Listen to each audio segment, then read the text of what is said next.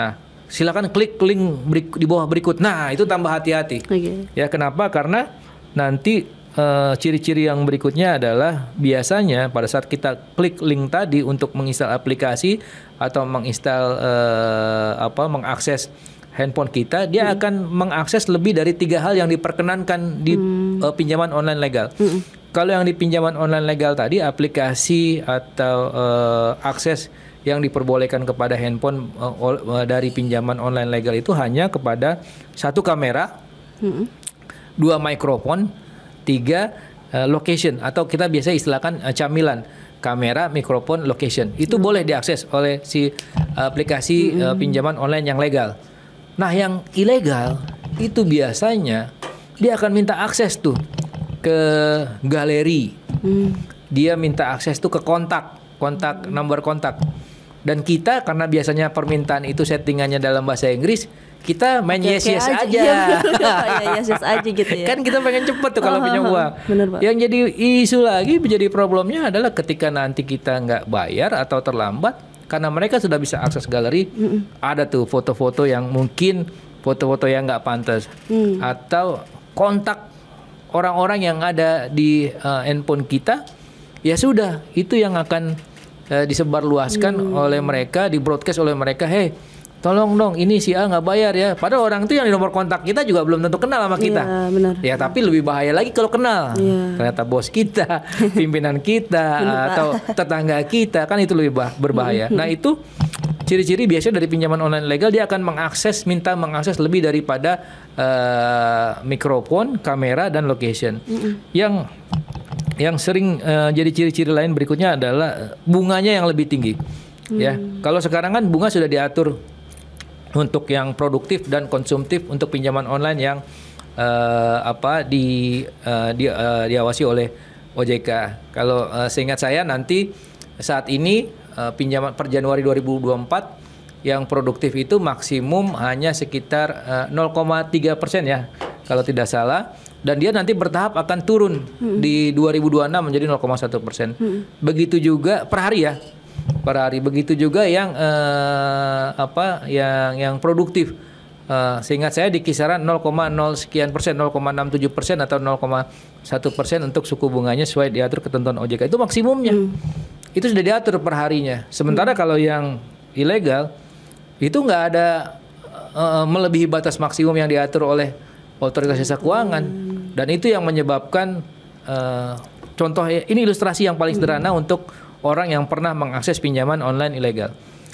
Pinjam 1 juta, ya, yang diterima itu tidak 1 juta. Yang diterima adalah 600.000. Kenapa? Yang 400.000 itu biaya administrasi.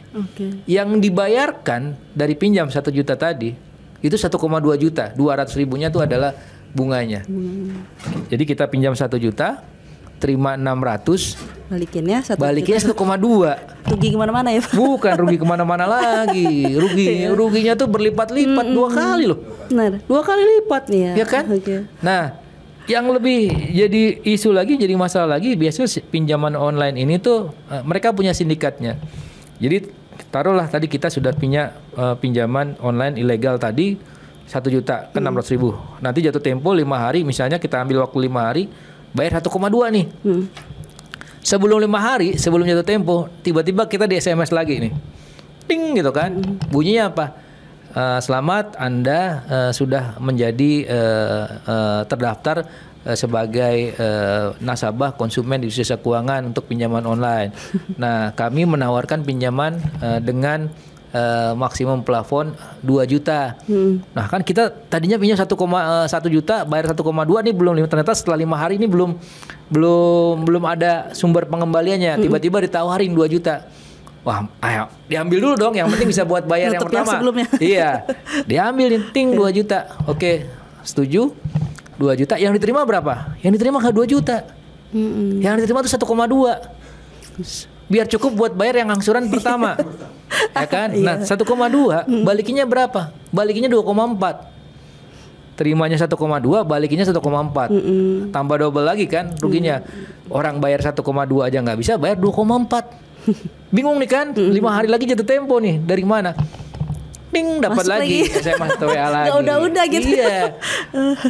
Selamat Anda mendasarkan data kami Anda termasuk nasabah yang bagus lah. Nah, untuk itu kami memberikan fasilitas pinjaman online kepada Anda dengan plafon 4 juta. Kan? Wah, nih yang 2,4 aja tadi nggak bisa bayar. Yang penting saya bisa bayar dulu 2,4 dari mana? Ambil 4 juta. 4 juta nggak terima 4 juta. Terima maksimum paling 3 juta. 2,4-nya buat bayar yang tunggakan tadi. Itu begitu, makanya tiba-tiba orang pinjam online 1 juta, pinjaman online yang ilegal 1 juta, tiba-tiba kan rame tuh. Nah, korbannya jadi 40 juta, jadi 60 juta. Nah, yang sindikatnya itu kurang ajar ya, mohon maaf ya. Kurang ajar ya kalau dia sindikat ya memang pinjaman online ilegal. Jadi kita pegang pinjaman online legal yang satu. Sebelahnya tuh sebenarnya yang nelpon yang kedua itu orang sebelahnya dia dalam satu ruangan yang ngelola pinjaman online ilegal tadi. Yang ketiga juga sebelahnya lagi. Gitu. Jadi data kita tuh cuma dioper-oper aja. Makanya dia tahu kita dapat pinjaman 1 juta, harus bayar 1,2, ditawarin yang 2 juta. Makanya dia tahu kita punya pinjaman 2 juta, ditawarin 4 juta buat bayar. Yang lebih celaka lagi ada cuma satu orang itu aja yang sebenarnya mengaplikasikan aplikasi pinjaman online ilegal yang macam-macam. Jadi dia pegang datanya. Oke, Mbak Atika nih kayaknya nggak bisa bayar nanti yang 1,2. Udah kita tawarin yang 2 juta. Tawarin 2 juta. Ini kayaknya nggak bisa bayar yang 2,4. Kita tawarin lagi yang 4 juta. Itu dia aja, tapi pakai aplikasi lain yang berbeda. Gitu. Nah, itu yang celakanya kalau pinjaman online legal tadi, kalau kita lihat ciri-cirinya, satu tidak berizin, yang kedua penawarannya melalui SMS atau WA, yang ketiga bunganya tinggi, yang keempat juga jangka waktunya kadang-kadang tadi karena harusnya 5 hari, sebelum 5 hari itu sudah ditagih. Gitu. Nah, itu yang lainnya tadi yang saya bilang, padahal tadi yang diperkenankan hanya kamera, mikrofon atau location. Dia minta akses tuh di lain-lain dari 3 hal tadi, minta akses video, minta akses galeri foto, bisa minta akses kontak gitu. Nah, kalau kita udah nggak bisa bayar, cara penagihannya, nah itu ciri-ciri yang ilegal. Kasar gitu kan, tidak pakai kekerasan, pelecehan, intimidasi. Nah, ciri yang terakhir yang sebenarnya paling gampang kalau kita mau lihat adalah kalau kita akses namanya, misalnya kita cari, itu nggak akan dia menyediakan saluran layanan pengaduan. Dan kantornya nggak jelas di mana. Kita browsing nih pinjaman online yang tadi yang nawarin kita nggak ada gitu ya, dana darurat, kita cek di googling nggak ada nih kantornya di mana. Nggak ada tuh layanan pengaduannya kalau ada masalah. Kan biasanya kalau lembaga jasa keuangan, industri jasa keuangan itu pasti punya dia call centernya, pengaduan konsumennya, aksesnya kalau ada masalah. Nah, ini nggak ada.